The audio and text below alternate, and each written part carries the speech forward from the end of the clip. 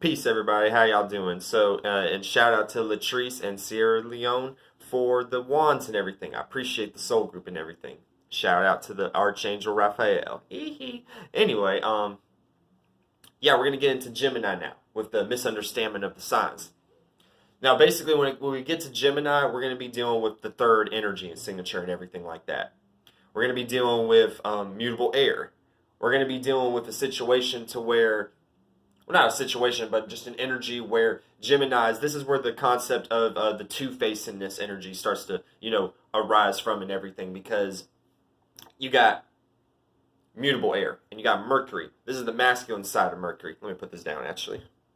This is the masculine side of Mercury, meaning that with the masculine side of Mercury, this is you pushing out, and this is you communicating ideas that you receive, because that's the energy signature of Mercury in general, is communication and receiving ideas and communicating ideas. So actually today is Wednesday, so this energy signature of Mercury of Gemini is playing out right now as I'm speaking via the channeling of Wednesday, us being in that space in the sky right now, and us channeling that Mercury and water and everything to the point to where me talking about Gemini is going to be a lot smoother to actually explain. Now, when it comes to Gemini, there's no fall and there's no exaltation. We just have Mercury at home and we have Jupiter away, meaning that with Jupiter being away in Gemini, it means that when it comes to morals, expansion, and actually like putting a particular meaning onto certain things, like when you see like a particular color, like going at a particular speed down the street, like if you see like a fast red car driving down the street, you could be like, oh, that means I'm about to have fast passions and shit like that. You know what I'm saying? That's that Jupiterian energy. That's putting a meaning onto things and a reasoning onto certain things.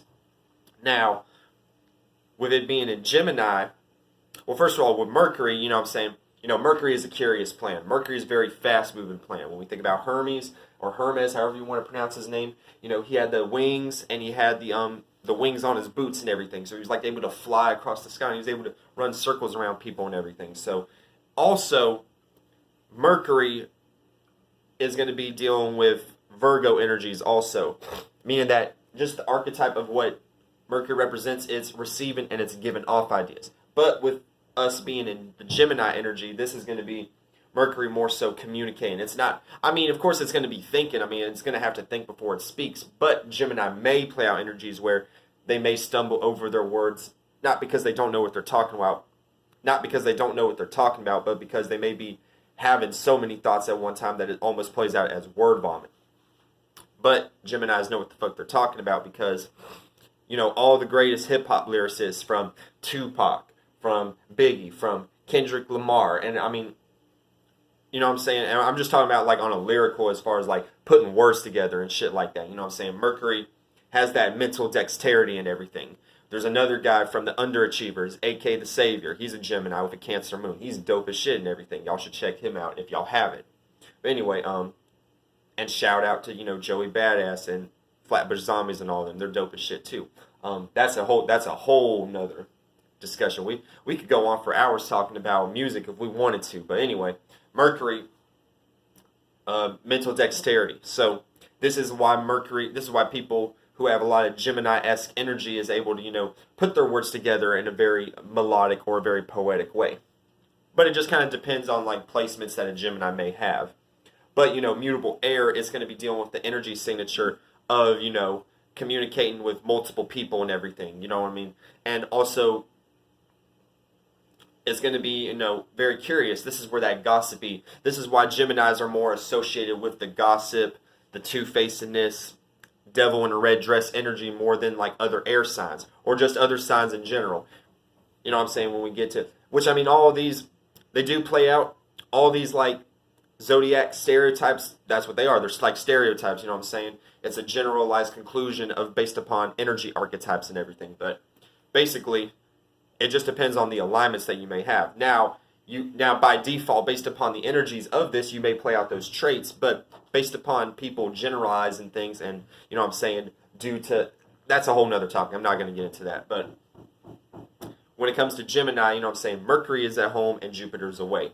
Meaning that, Gemini is just like, pardon me, adding information and everything like that, and gaining information. Also, like I was saying, this is why it's the gossipy kind of energy, because Mercury's like, ju, ju, ju, ju, ju, ju, ju, ju, ju, ju. It's not like Saturn or Uranus in Aquarius, where it's like it's like putting a restriction on certain people's ways of thinking, due to the Aquarius having their own way of having an idea or basically the Aquarius has their own way of presenting the idea. So they feel like they have to put a restriction on someone else, because it's like, look, I know that this is the right idea, so I need to like get this point across and everything. I understand where you're coming from, but let me get my point across and everything.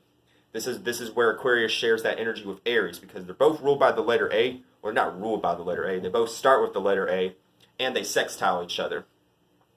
And it both deals with kind of like that individualistic, as far as Uranus being the co-ruler, and that being a unique and individual-based planet, and then the first house, Mars, Aries, is individualistic-based energy too. That's how it plays out.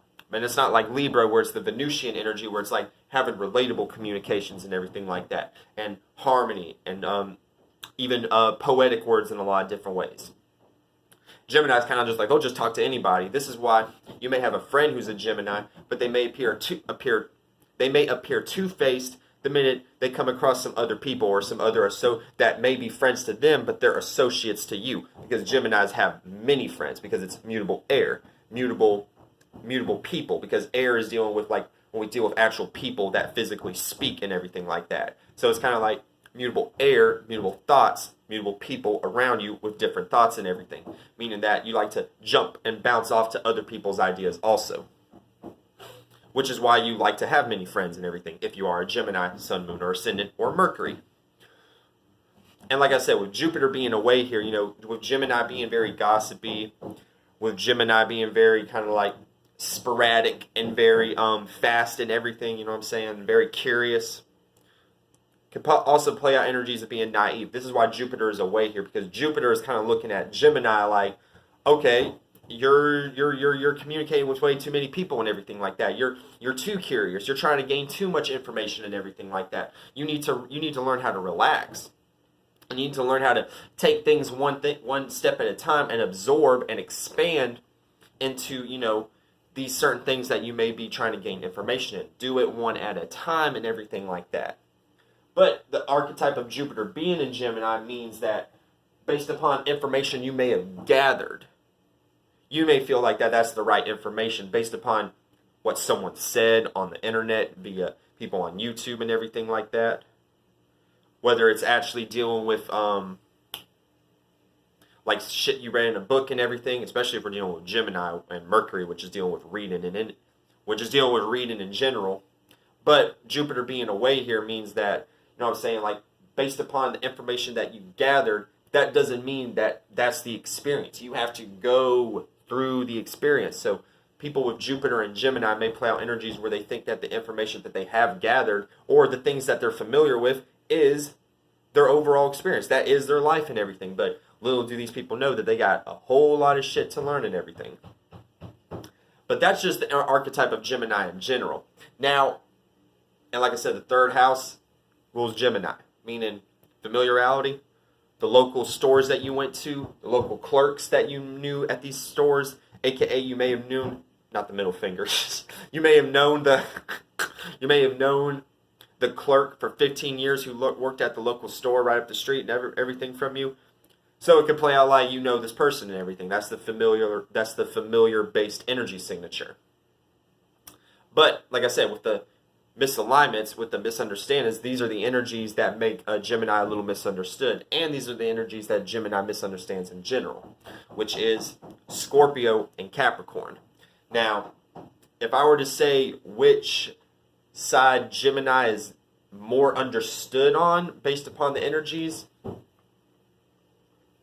it would definitely be Capricorn, and I'm going to get to that in just a second. They're still misunderstood. Gemini still misunderstands both these energies, but what I'm saying is Capricorn may play out slightly more favorable. But anyway, Scorpio. So Scorpio is fixed water, meaning that fixed water, these are going to be, you're soaking into your own emotions and everything like that. Now, this isn't really dealing with stereotypes, dealing with Scorpios like, oh, all Scorpios are freaks, or all Scorpios are sex addicts, or all Scorpios want to suck your dick or some shit, or you know what I'm saying, like all this crazy shit and everything.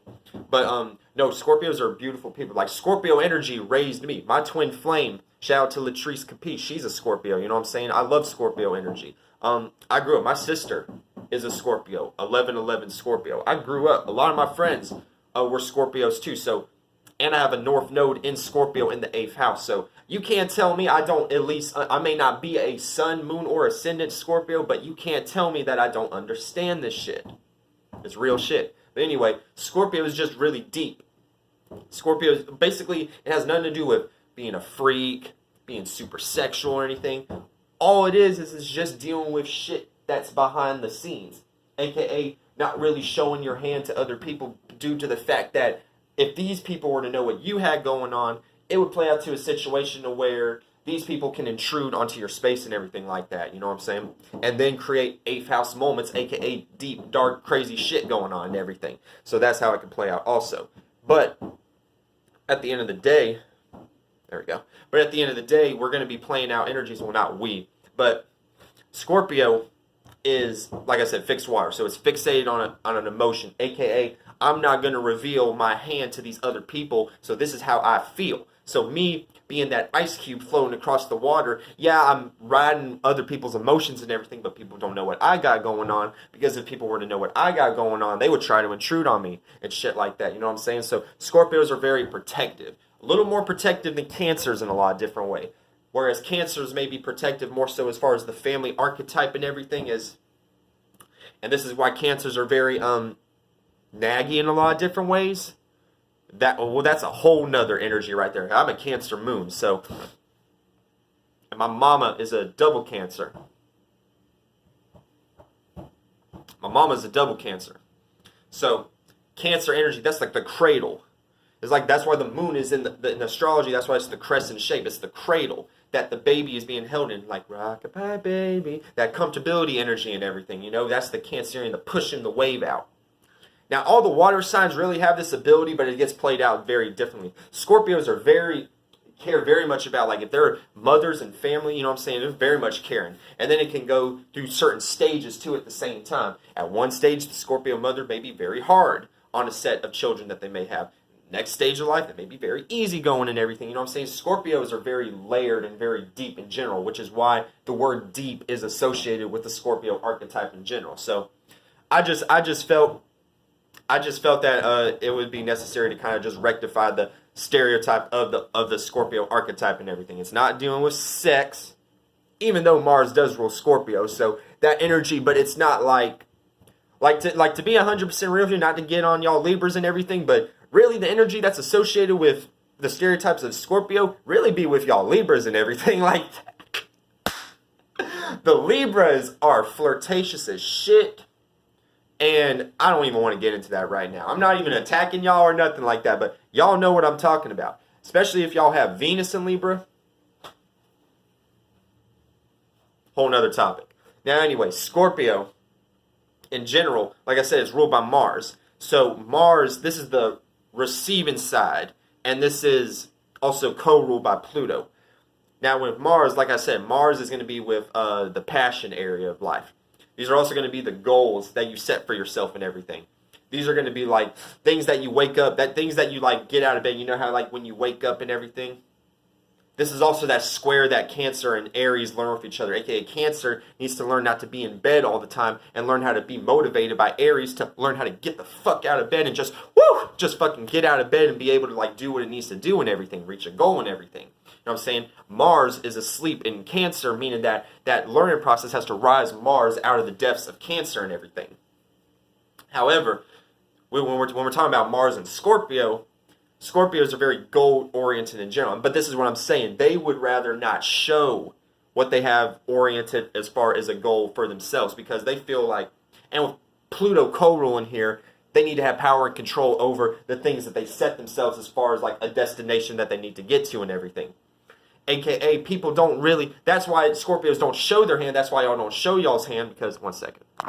That's why y'all don't show y'all hand because it's more so like, if someone, like I said, if someone was to find out, they could play out energies where they may take that Plutonian energy and try to control your ass and everything like that. So you got to be careful if you're a Scorpio with this energy. You definitely have that energy, but you have that aura and everything. You know what I'm saying? If you build too much emotions, people are going to look at you in a certain way. But it's not like you can't. It's not like you can really help it because that's just the Scorpio energy in general. So it's fucked up, but you know what I'm saying? Scorpios, y'all are strong individuals in general. Because look, I like I said, Scorpio energy grew up. I mean, I grew up with Scorpio energy and it practically raised me. With my mama being a Cancer moon and then with her doing what she did, with my sister being like 12 years older than me and everything, you know, she was able to, you know, play out that more comforting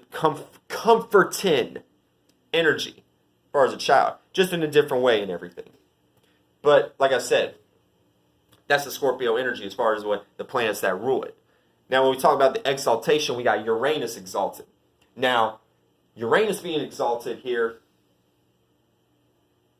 and by the way, I didn't even get into why, I'm so sorry, I didn't even get to why Gemini is even misunderstood by Scorpio in general. I just went on talking about Scorpio, but Scorpio is a deep energy in general. So, correlating back to Gemini, the reason Gemini is misunderstood with Scorpio is because Mercury is, you know, is trying to communicate and everything like that. It's trying to, you know, be curious and get ideas from other people and everything like that. Now, Scorpio is not going to really understand, pardon me, this energy. Now, Scorpio is going to have like the eye emoji. It's going to have its eye emoji on the Scorpio, on the Gemini.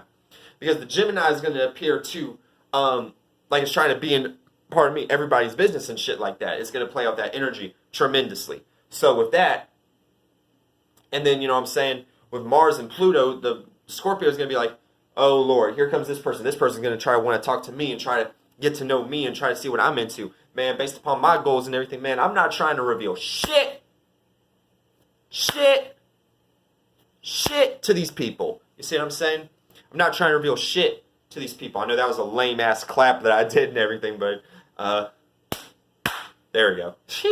But anyway, that's the thing that Geminis don't understand how to have control over their own mouth sometimes. You know what I'm saying? Gemini, especially Gemini moon signs. Gemini moon signs have their foot in their mouth all the time and everything. I had a friend who had a Gemini moon, and yeah, he was very actually he was a Libra. I don't want to get into that shit. I don't want to get into talking about people right now and their energies and shit.